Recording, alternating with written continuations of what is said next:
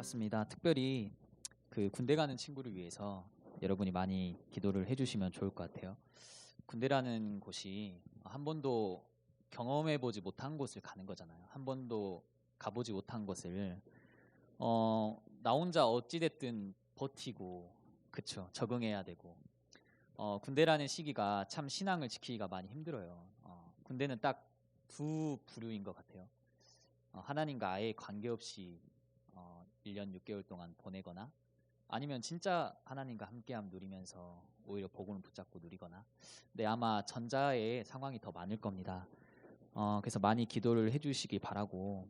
오늘도 그냥 보낼 수 있는데 그 2부 예배 때 군 파송이라고 해서 보내잖아요.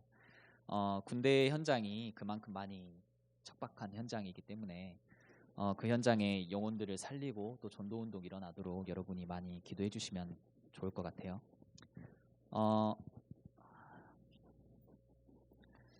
그 여러분들 스스로 내가 안다라고 생각하는 것들이 많잖아요. 그렇죠? 내가 안다라고 생각하는 것들이 있을 거예요.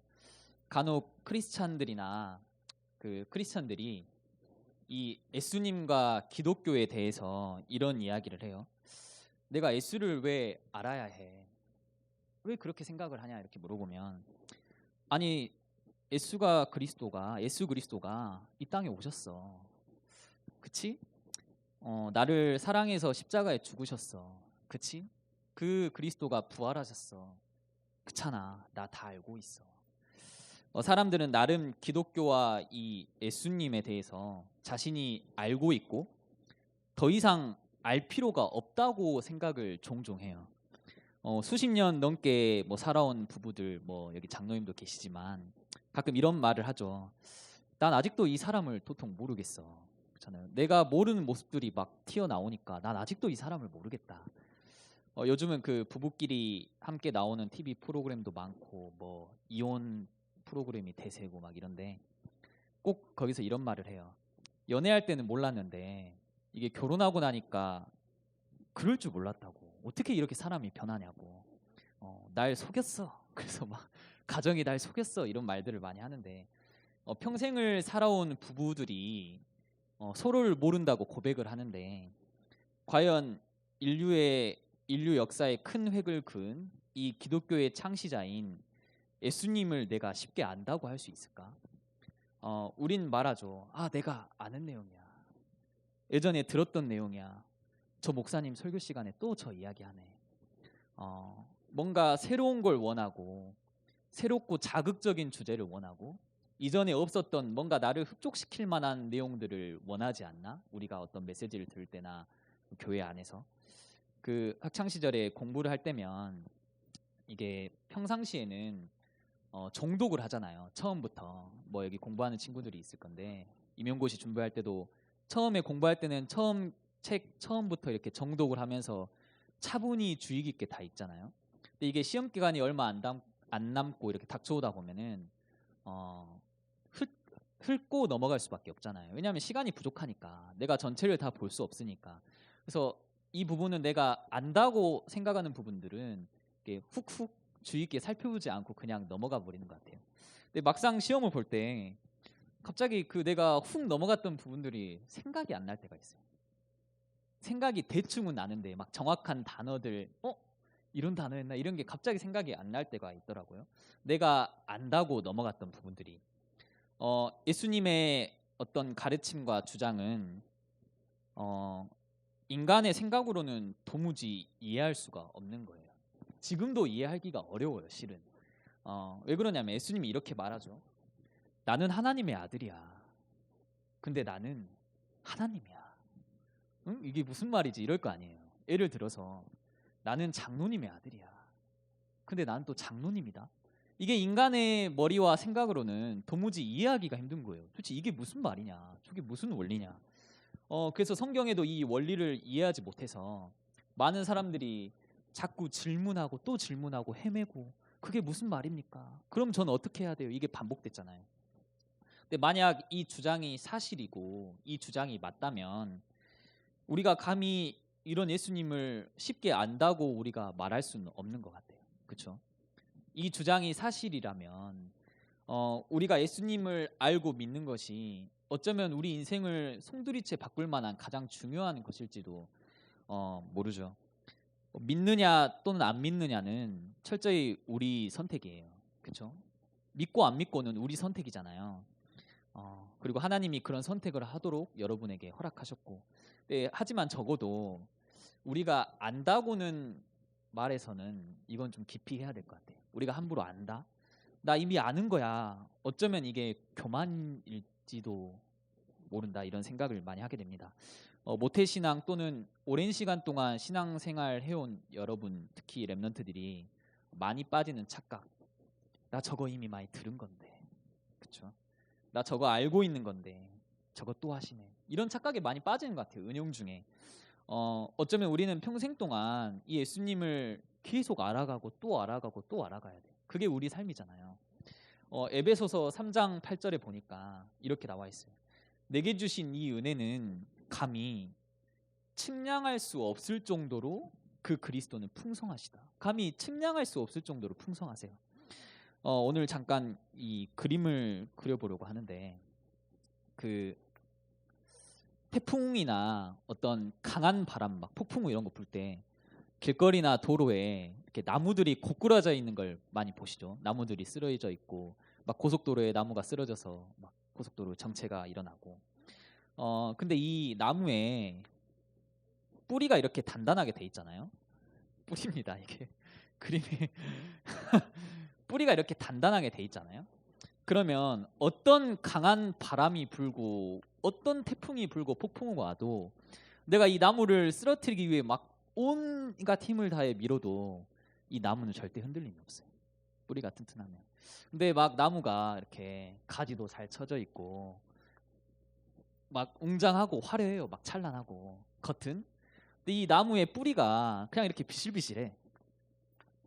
그러면 조금만 바람이 불고 조금만 힘을 줘도 이 나무는 그냥 쓰러지는 거예요. 아무리 겉이 화려하고 찬란해 보인 나무더라도. 갑자기 왜 이런 나무 얘기를 했냐. 이 뿌리가요,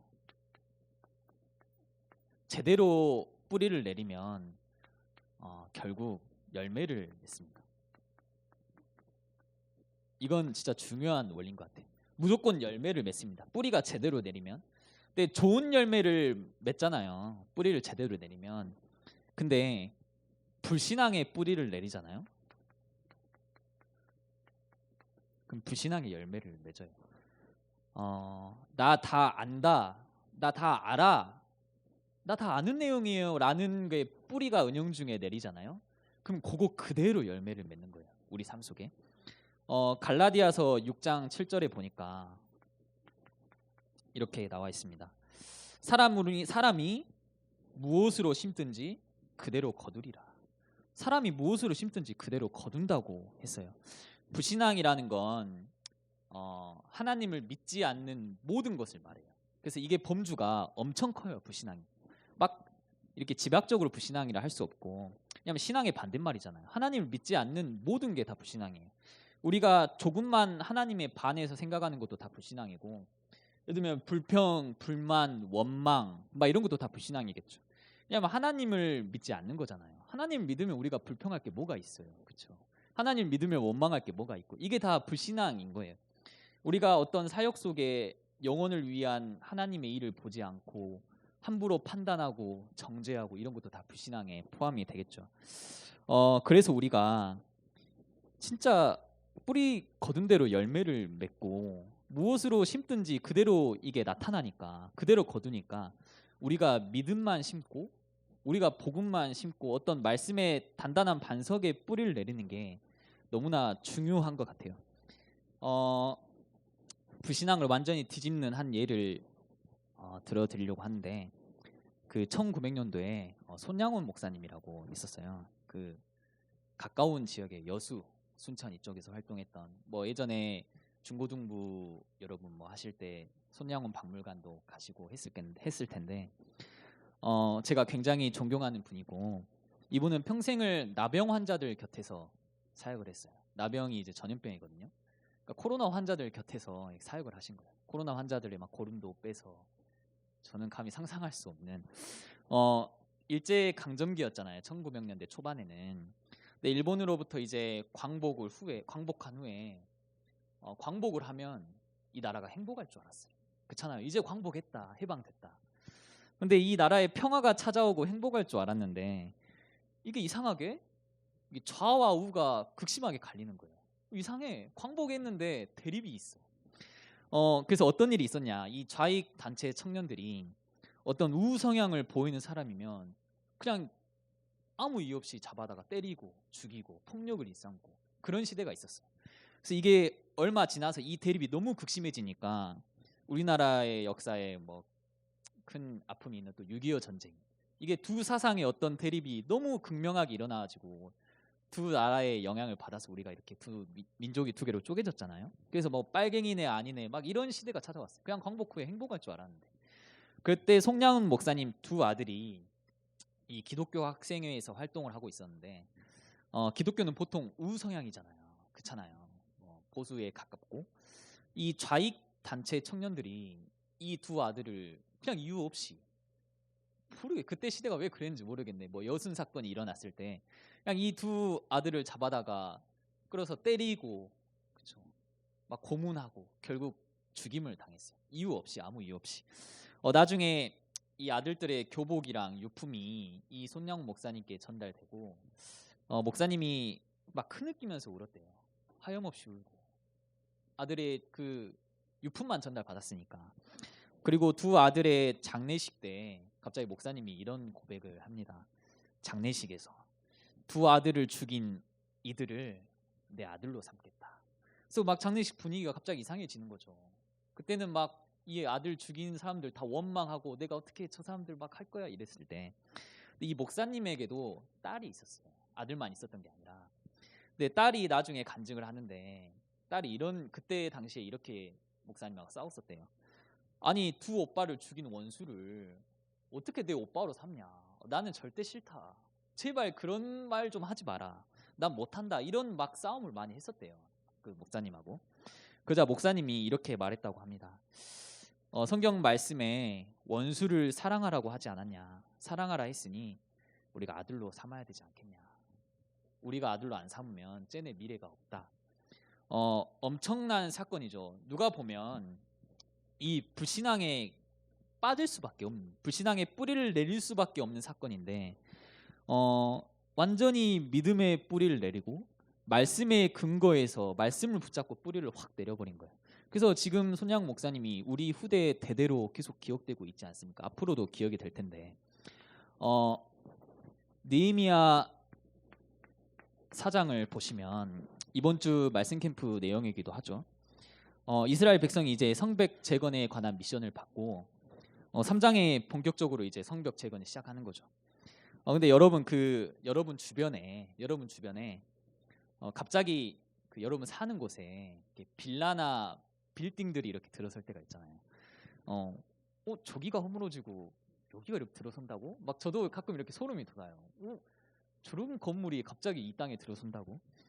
처음에는 이제 있는 집들 다 부수고 뭐 다 건져내고 땅을 이렇게 평평하게 해야 되잖아요. 딱 이제 다 없는 상태에서 시작을 해야 되고 어떤 경우는 지하도 파서 지하부터 시작하죠.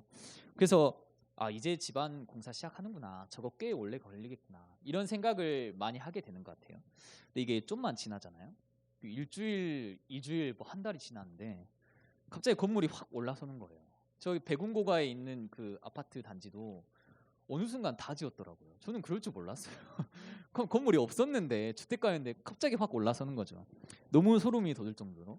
그러니까 느헤미야 이 4장을 보시면 이제 막 성벽이 재건되고 올라서고 세워지는데 이게 속도가 붙는 거예요. 그렇죠? 막 많은 사람들이 와서 이제 힘을 내서 하니까 그걸 눈으로 직접 보니까 이 방해꾼들이 마음이 급해진 거라. 눈으로 직접 보니까 막 건물이 확 올라서고 성벽이 딱 세워지는 걸 보니까 그래서 막 방해를 하기 시작해요. 그게 성경에 다 나와 있죠. 방해꾼들이 있었잖아요. 뭐 도비야, 산발랏. 막 유다 사람들을 비웃죠. 여러분들을 비웃는 거예요. 여러분들한테 뭐 이 미약한 사람들아 하고 조롱하죠. 너네가 건축하는 성벽은 여우가 올라와도 무너질 거야. 그 여우가 무게가 얼마나 나가겠어요. 여우가 올라왔는데 무너질 거야 하면서 이 엄청난 조롱이 섞인 말이잖아요. 막 성벽 짓는 사람들이 힘 빼놓는 말만 계속하죠. 저도 가끔 일할 때 옆에서 힘 빼는 말만 하면 제가 막 쉽지 않아 이런 말을 자주 썼다가 요즘에는 하나님 힘을 주옵소서 이런 막 믿음의 고백들도 하는데, 또 이 계속 성벽 짓는 사람한테 야 너네 돌아와, 지금 받아줄 수 있어, 너네 돌아오면 우리가 먹고 살게 해주지, 이거를 10번이나 넘게 말했어요. 그 정도로 이 방해꾼들이 엄청난 방해를 하기 시작하는데, 우리 같았으면 그때 바로 불신앙했을 것 같아요. 제가 느헤미야라면 같이 대들고 맞서고, 그렇죠? 그 사람들에게 같이 비난하고 막 활로 쏴버리고, 그렇죠? 창을 던져서 막 꽂아버리고. 제가 느헤미야였으면 너무 분하고 짜증나니까 성벽은 철저히 하나님이 세우시고 재건하는데 하나님 온데간데 없어. 그냥 너 일로 와 한판 붙자라는 막 화가 나가지고 그럴 것 같은데, 이때 느헤미야는 어떤 고백을 하냐면 우리 하나님이여 들으시옵소서 하고 이 기도의 자리에 나아가는 거예요. 방해꾼들이 왔을 때 우리 하나님이여 들으시옵소서. 그리고 성벽 위에 이 파수꾼을 세워서 이 기도가 밤낮으로 끊임없도록 종일종야 쉬지 않도록 기도를 하게 되죠. 종일종야 쉬지 않게 기도를 한단 말은 종일종야 하나님은 쉬지 않다는 말도 그런 의미잖아요. 하나님은 쉬지 않으신다. 느헤미야는 완전 다른 방법을 택했어요. 우리와는 차원이 다른. 저희 같았으면 이렇게 바로 달려들 텐데 알았던 거예요. 느헤미야는 뿌리 내린 대로 열매를 맺고 심는 대로 거둔다. 우리가 신앙생활하면서 뭘 심느냐, 이게 너무나도 중요한 것 같아요. 우리가 진짜 신앙생활하면서 이 안다라는 것들, 난 다 알고 있어. 저도 가끔 제가 달달 외운 본문들, 아니면 때론 유 목사님 통해 많이 들은 본문 성경 구절들, 아니 내가 중요하게 생각하는 구절들은 깊이 묵상이 안 돼요. 저도 원인을 모르겠어요. 이게 내가 안다라고 생각하는 건지, 진짜 중요하고 내가 많이 본 구절들은 깊이 묵상이 안 된다니까요. 근데 막 어떤 새로운 본문, 못 보던 본문 막 이런 거는 막 빨려 드는 거예요. 와, 이런 게 있었어. 막 마치 노다지를 발견한 듯한, 와, 이런 구절이 있었어 하면서 막 묵상하는데 이게 뭘까? 혹시 내가 이 안다라는 늪에 빠져 있지 않나? 나 그거 알아. 예수가 그리스도잖아. 나 그거 알아. 하나님 살아 계시잖아요. 나 그거 알아요. 난 하나님 자녀예요. 근데 이런 생각들이 거기서 딱 멈춰버리게. 그래요, 나 하나님 자녀예요. 나 다 알아요 하면 그래서 끝. 더 이상 이 앞으로 전진하지 않고 그냥 스탑해버리게 만드는 거죠. 빌립보서 3장을 보시면, 잠깐 한번 찾아볼까요? 빌립보서 3장 7절에서 8절을 보시면 이렇게 나와 있어요. 빌립보서 3장 바울의 고백인데, 그러나 내게 무엇이든지 내게 유익하던 것을 내가 그리스도를 위하여 다 해로 여길 뿐더러 또한 모든 것을 해로 여김은 내 주 그리스도 예수를 아는 지식이 가장 고상하기 때문이라. 내가 그를 위하여 모든 것을 잃어버리고 배설물로 여김은 그리스도를 얻고. 완전히 안다라는 개념을 뒤집어 버리는 거예요. 그리스도를 아는 지식이 가장 고상하다. 내가 아는 것들은 다 배설물이야. 바울이 계속 고백하죠. 12절에 뭐라 돼 있냐면 내가 얻은 것도 아니요 내가 잃은 것도 아니다. 오직 내가 그리스도 예수께 잡힌 바 된 그것을 잡으려고 달려가노라. 이거를 막 잡기 위해 달려가는 거예요. 바울은 14절에도 나와 있어요. 표대를 향하여 그리스도 예수 안에서 하나님이 위에서 부르신 부름의 상을 위하여 달려가노라. 최고의 지식인이죠. 바울은 심지어 이 다메섹에서 하나님을 직접 만났어요.